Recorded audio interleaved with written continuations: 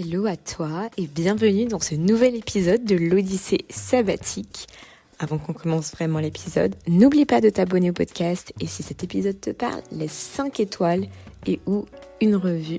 Je te remercie. Aujourd'hui, je te donne un autre angle de vue sur ma nouvelle posture au travail. Lors de l'épisode précédent, on a vu 3 axes.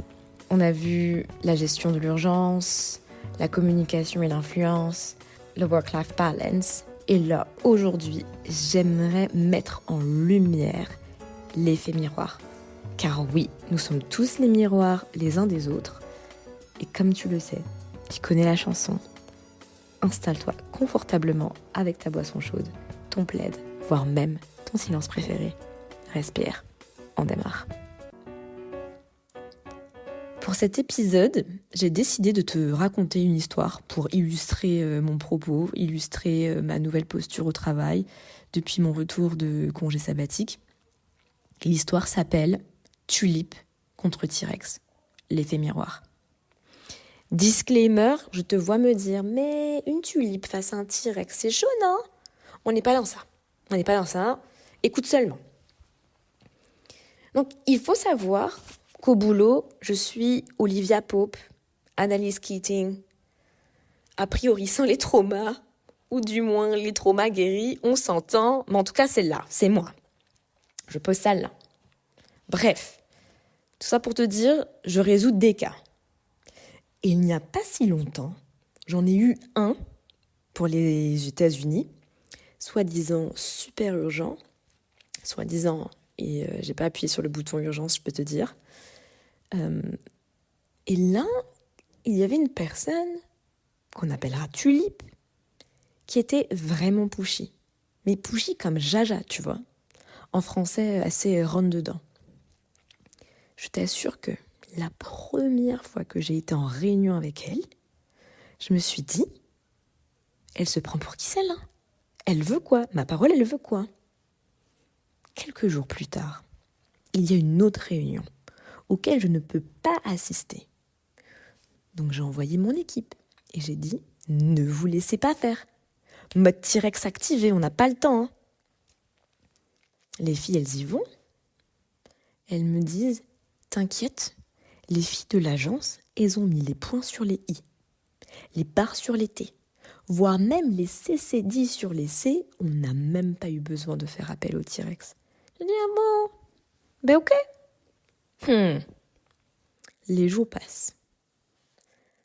Un mail de Tulipe tombe. Qu'est-ce qu'il y a écrit dans le mail ? Comment est-ce possible ? La date butoir, elle ne sera pas respectée. Mais comment c'est ? Que se passe-t-il ? C'est pas normal, c'est pas ce qu'on avait décidé. Elle est montée sur ses grands chevaux. La moutarde est montée dans mon nez. Mes narines se sont dilatées. Mais oui, parce que la vérité, c'est qu'elle était déconnectée de la réalité. Elle ne savait pas réellement pourquoi son projet était dans la mouise. Et quand c'est comme ça, que vu-je, que vois-je ? J'en parle en one-on-one avec mon boss en lui disant Tulipe, ça va 5 minutes ? Que se passe-t-il, hein ? C'est quoi le problème de Tulipe ? Il me répond mais tu sais, elle est comme ça, hein. Par contre, elle est super efficace. Tu peux lui faire confiance. Donc, n'hésite pas à lui donner du feedback. Aïe, aïe. Seigneur Jésus. Eh ben, écoute, hein, j'ai mis mon orgueil de côté. Et je l'ai appelé. Je n'ai absolument pas sorti les griffes.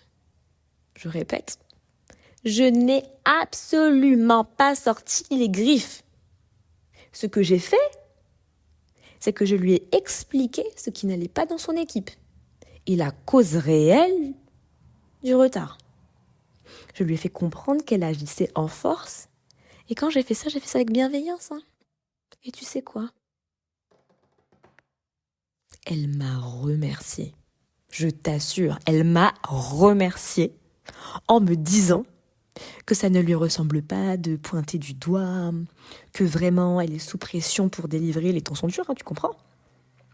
Qu'elle apprécie ma transparence, le fait de lui avoir dit, d'avoir pris les devants, et qu'elle verra avec son équipe pour bousculer un petit peu, pour mettre les points sur les barres sur les T aussi, de son côté.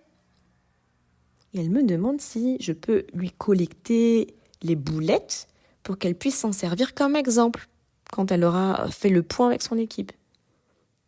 Et là, écoute, c'est là que j'ai vu que j'ai fait des sauts quantiques.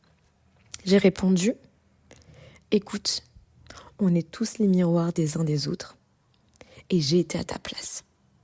Sache que mon équipe et moi sommes là pour t'aider, car ma devise, c'est One Team Spirit. Fais-moi confiance. Aïe, résultat des courses. Grand incendie, urgence, pipon, pompier. L'incendie a été éteint ensemble et le projet pourra voir le jour à temps. Suite à ça, tu lui as envoyé un mail avec les big boss en copie pour dire merci et pardon d'avoir été pushy. Pardon d'avoir été rentre dedans. Il y a écrit, je t'assure, il y a écrit noir sur blanc dans l'email de la personne qu'elle s'excuse. Elle a fait une litanie de remerciements pour mon équipe. À mon grand bonheur, bien entendu. Mais elle avait une litanie. J'étais là, ah bon? Eh ben bon. J'étais bien contente. Eh ben écoute, morale de l'histoire.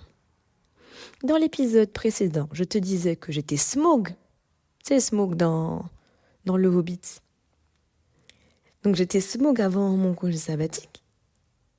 Eh bien, Tulip, tu sais quoi? Tulip, dans cette histoire que je viens de te raconter, c'est la version de moi qui était Smaug. Et là, je me suis dit, quand j'ai réalisé ça, je me suis dit, ah ouais, quand même, hein. Efficace, mais intense, hein. En tout cas, net, quelle est ma nouvelle posture au travail?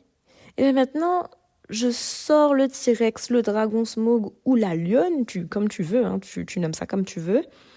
Et je sors de ça que si c'est nécessaire, et si je le fais, c'est avec sagesse. Et c'est ça ma nouvelle posture au travail. Parce que j'incarne le changement. J'incarne cette nouvelle personne que je veux devenir, ou que je suis déjà.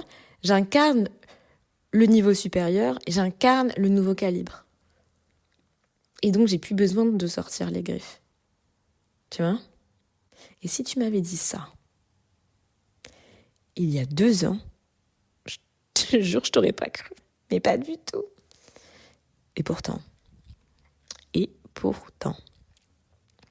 Donc pour conclure cet épisode, je le répète, nous sommes tous les miroirs les uns des autres.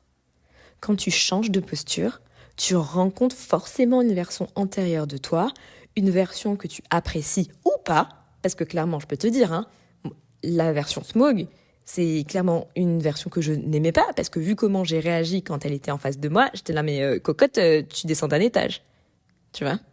Et avec le temps, tu apprends à résoudre certaines situations avec plus de hauteur. Tu l'as bien vu dans l'histoire. Tu as plus de hauteur, tu as plus de discernement, plus de bienveillance envers les autres, mais surtout envers toi-même. Donc voilà. Merci d'avoir écouté cet épisode. Pense à le partager, à laisser une note et ou un mot sur ta plateforme d'écoute. On se retrouve mardi prochain pour un nouvel épisode avec une invitée. D'ici là, prends soin de toi, toujours avec paix et douceur. Ciao.